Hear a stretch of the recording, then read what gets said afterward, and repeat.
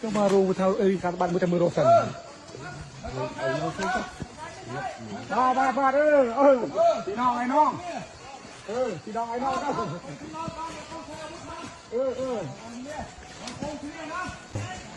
เด็กไทยครับเนี่ยผู้กองไปแล้วครับผู้กองกรมเอาไป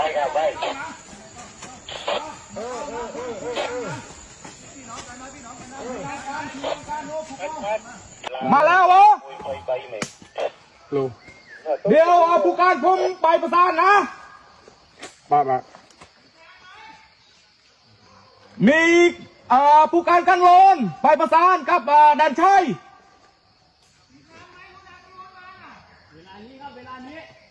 เวลานี้แหละ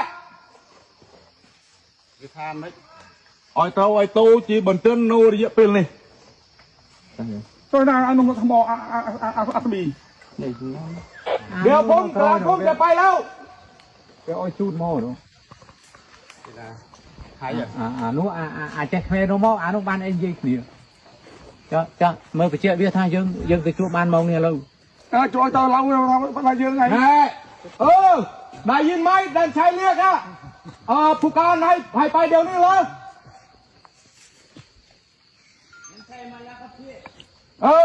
บอกด้วยถ้าไปเดี๋ยวนี้ดันชัยไปพาไปประสานให้มันจบกัน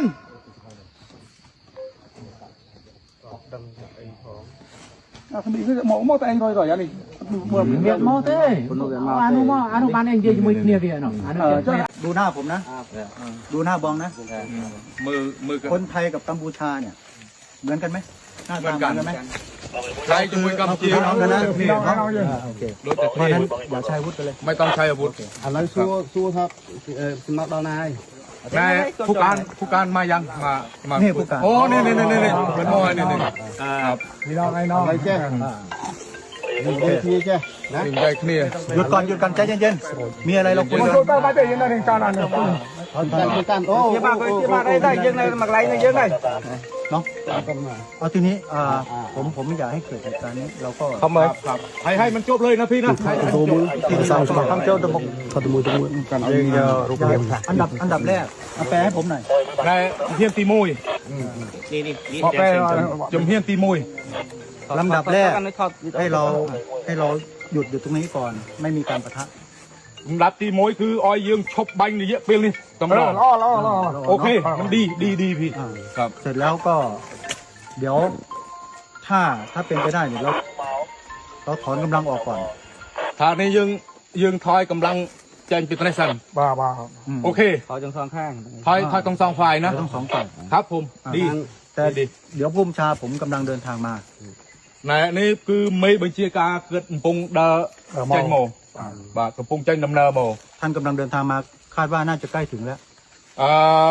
จิตหนึ่งดอลให้จิตหนึ่งดอลให้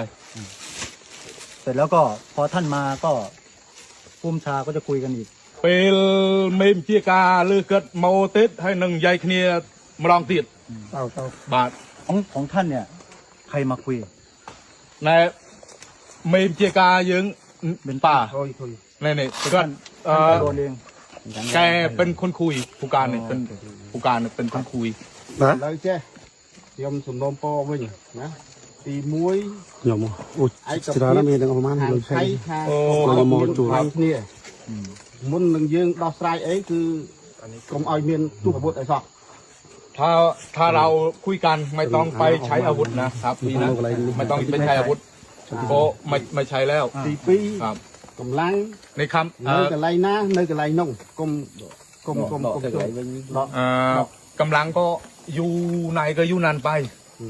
นะคือใจจริงผมเนี่ยอยากให้ถอนออกเลยทางโน้นก็ถอนทางนี้ก็ถอน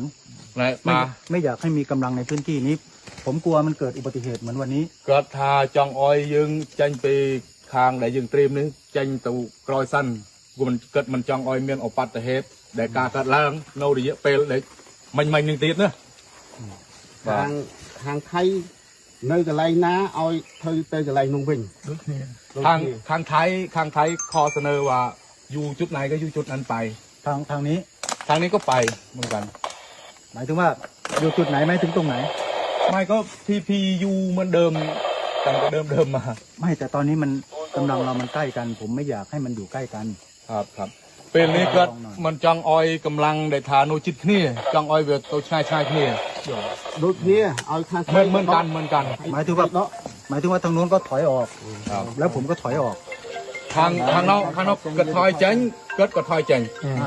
พื้นที่ตรงนี้ก็ไม่อยากให้มีกำลังอยู่นะ คืออย่างนี้ทางนี้ แต่ปุ่มซะนี่ก็กลมออยเมียนกำลังโนตามเลย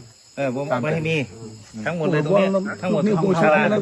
มีตรงสามแยกนะ เรียนท่านหน่อยว่าได้ไหม นะก็ส้มเสนอปนังบานออสป่ะ ខ្ញុំឯកភាពប៉ុន្តែឲ្យខាងថៃថយទៅកន្លែងថៃវិញ ก็ถอยเลย អា พอไทยก็ถอยด้วยนะอ๋อโอเคนี่ด้วยนี่ ខាងកម្ពុជាអត់ទៅណាទេថយនៅកន្លែងចាប់តែ พื้นที่ตรงนี้ก็ให้มันกลับมาเหมือนเดิม สมัยที่เราไป ปุ่มซะแต่อะไรนี่จังออยแบบโดยเดิมโดยการตีวิ่ง ตรงนี้ก็ไม่มีกำลังแบบนั้นได้ไหมบอง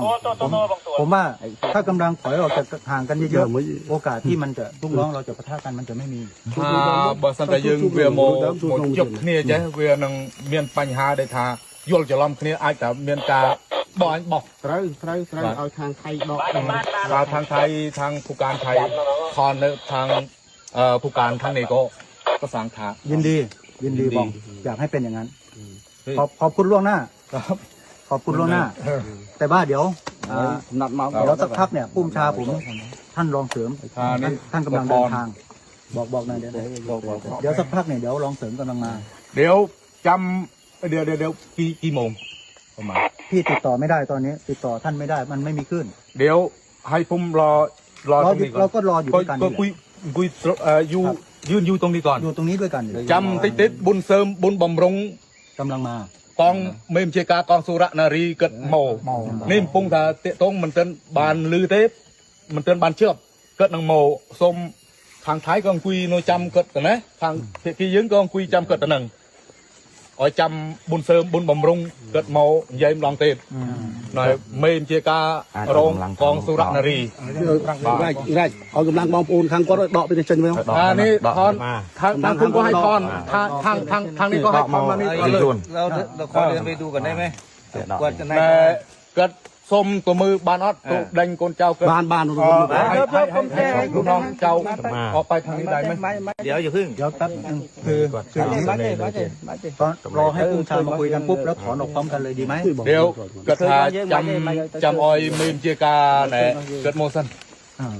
เราก็ถอนออกพร้อม บุญ กั เสริ น มบุญบำรุงโมซัน ตุกในบุญซะนะตุกในบุญมา ตรงนี้จะถอยออกไป หลังบุญ ទុកតែ4នាក់នៅនេះទៅបាយ ไทยบุญ แต่เกิดกระนุ่นนี่เดี๋ยวเกิดตัวหน้าเต็ม 4 คน สี่คนแถวนั้นดอกทั้งสองข้าง នេះ เจ๊งเลยទាំងអស់ដកទាំងសងខាង ผมនេះគឺកម្លាំងគាត់នៅនេះតាមនេះ អញ្ចឹងបានថាឲ្យគេដកចេញយើងទៅដែរ ผมสั่งแล้วว่าห้ามมีเสียงปืน ครับ จากนี้ไปเนี่ยห้ามมีเสียงปืนผมสั่งไปแล้ว เกิดปรับถากรมเมียนกาตัวบุตรติด ហ្នឹងហើយមកធ្វើគាត់ហ្នឹងធ្វើ ឥឡូវធ្វើម៉េចខាងថៃឲ្យសម្រួលកម្លាំងថយចេញពីកន្លែងនោះមកដើម្បីជៀសវាងការទូអាវុធបើយើងនៅជួលគ្នានោះទេនឹងអាចមានបញ្ហានឹងគ្នា ทางไทยเราทอนกำลังออกก็ทางนี่นะไม่ต้องมา 4នៅហ្នឹងទេ ใกล้ชิดกันนะ นั่นแหละผมอยากให้ถอยออกห่างกัน กันใหญ่ให้ แต่ว่าเดี๋ยวรอลอง បូននៅនេះ ลองมาก่อน จำบุญเสริมโมซัน แป๊บเดียว แบบเดียว ผมว่าน่าจะใกล้ถึงแล้วบองใกล้ถึง ในกระทายชิดมองดาวให้ดาวให้แต่โดยจำ ผมมาจุดต่อไม่ได้ จำแต่ไม่ได้คุยจำทำไมได้คุยน้องเนี่ย ลองนั่งเลย